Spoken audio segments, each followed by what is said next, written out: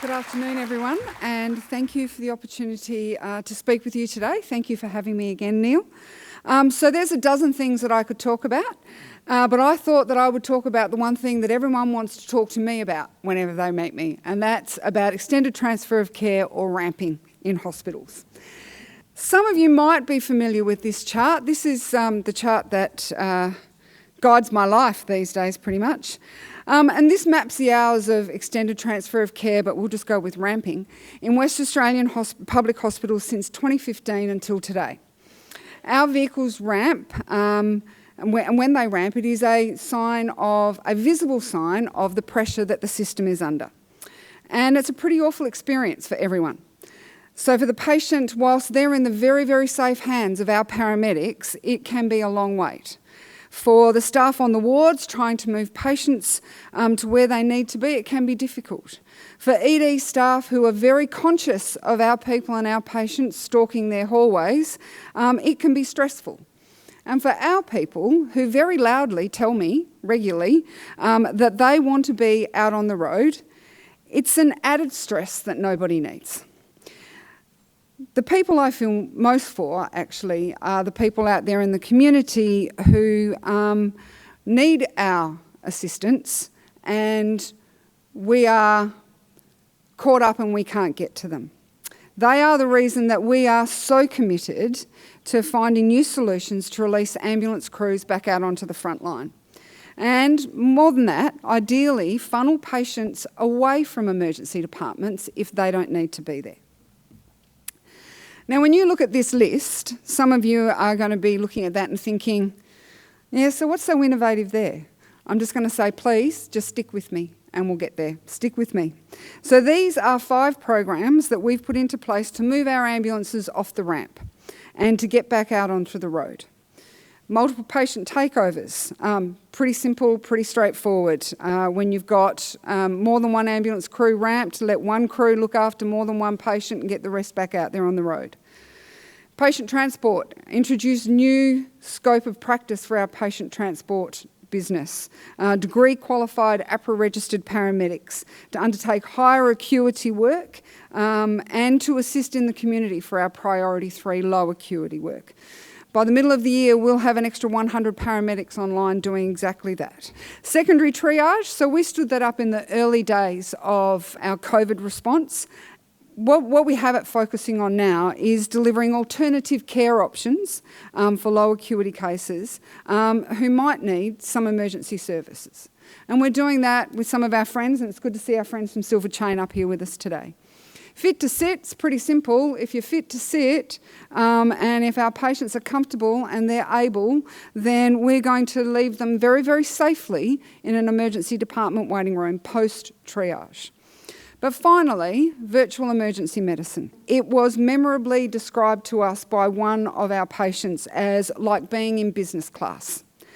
So VEM is a joint project between Fiona Stanley Hospital and St John WA, and it allows patients to be triaged by the hospital specialist while they are still in transit. So what you've got here actually is a pretty good rebuttal for anyone who suggests that St John isn't actively engaged in reducing ambulance ramping. And those that have been following us lately will know that it actually hasn't been enough. So the initiative that I actually want to focus on in what I've got left of my time, and somebody will tell me when I'm ready to run out, is actually virtual emergency medicine. And I'm not the only one that's really excited about it. The state government has announced $10.5 million in the most recent budget to expand VEM across the health system, and that follows $2.3 million which expanded it from Fiona Stanley to Rockingham and Peel. Now, VEM is on track to quickly become business as usual. Fiona Stanley's command centre operates a daily VEM service between 10 a.m. and 6:30 p.m. It teleconferences with paramedics and conducts video calls where possible to assess and triage patients. This triage can occur while in the ambulance and while the ambulance is on the move to the hospital, but it is increasingly being done at scene and potentially avoiding the need for transport at all. There are a couple of examples of actually how effective it is. So we had a neck of femur patient who was triaged virtually and went directly to medical imaging. From the time they were picked up by our ambulance to the time that they were in theatre was just 2 hours and 15 minutes. Complete and utter efficiency and really good outcome for the patient. In another case, we had a 76-year-old woman who didn't want to leave home, who didn't want to seek medical treatment because she was worried about her 93-year-old husband. He was very frail and he was going to be left home alone, and she was really concerned about that. Through them, we had an inpatient care team arranged. They arranged for our patient to spend the minimum amount of time at Fremantle Hospital's Rapid Assessment and Treatment Unit and got her back to her husband as quickly as possible. And she knew that her husband was being cared for. It is helping to improve patient satisfaction, and it is helping to lessen patient anxiety.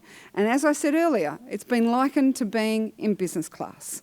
And it's actively contributed towards Fiona Stanley ambulance cycle times and ramping times reducing. So I'm going to come to an end now. I remember when I said to you, stick with me, when we talked about innovation. So what is the innovation here?